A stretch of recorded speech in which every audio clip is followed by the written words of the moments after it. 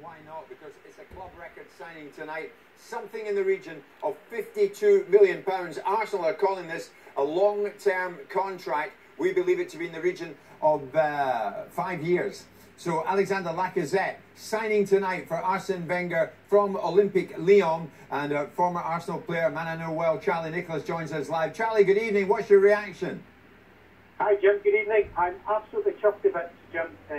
As you quite rightly make a point, Arsenal do take their time, they tease and torment their own people, but they tend to get the job done. It takes a long time to do contracts now, Jim, as you well know, with the shows you've done in the past. So this guy's got better and better as the years went on. His goal scoring record, which I see this guy spoke news stuff yesterday, is improving. It's the best since Papin, who was a fantastic French striker. I think he's at 26. He's at a prime age now to look to go and hit the ground running at Arsenal. He's different from Giroud, he's different from a lot of players. He's a penalty box player, he's a decent link-up man. They should have tried to get him, in my opinion, 3 years ago. Yeah. But I'm very, very happy.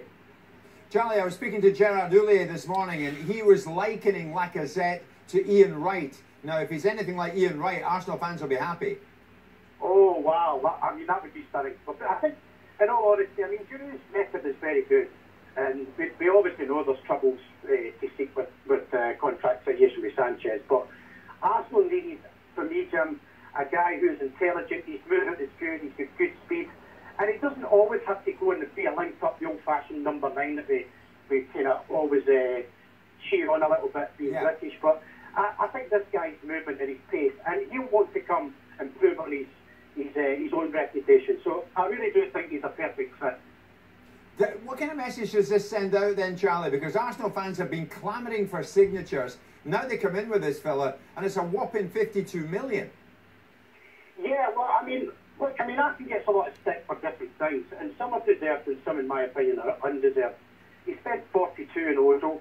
He spent, high money, mid-30s for Mustafi, and of course Sanchez with a family signing just over 30 million. So he has spent the money, Jim, but it's not always been in the areas that's made it significantly better.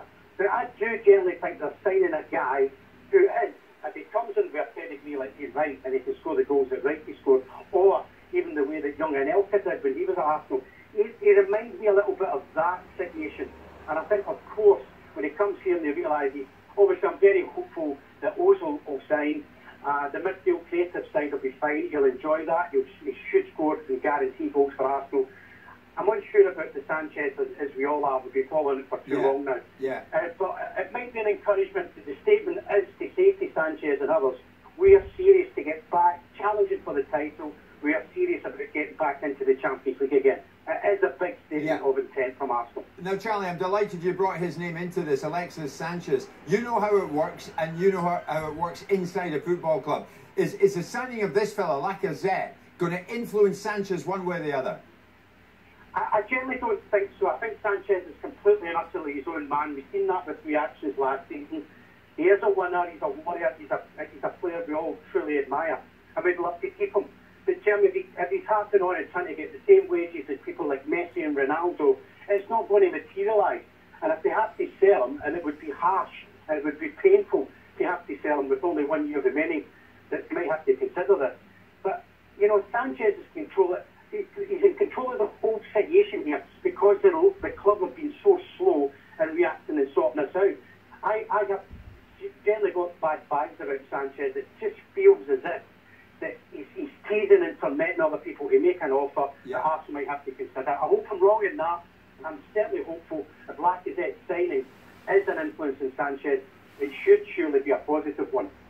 Charlie, just finally, with Lacazette now in the door at Arsenal, what chance do you give Wenger of doing it and going on and winning the league now? If they back this signing up with 2 or 3 more, what chance do you give them?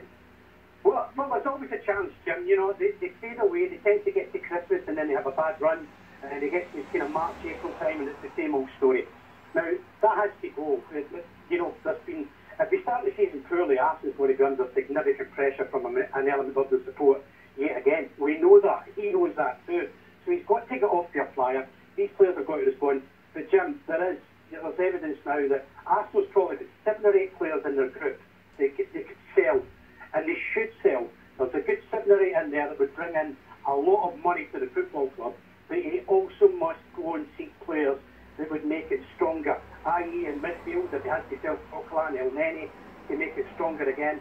And of course, Sean Holding was fabulous when he went to the team last season, but I generally do feel that another centre-back with genuine pace would be an ideal replacement for what Arsenal require right now.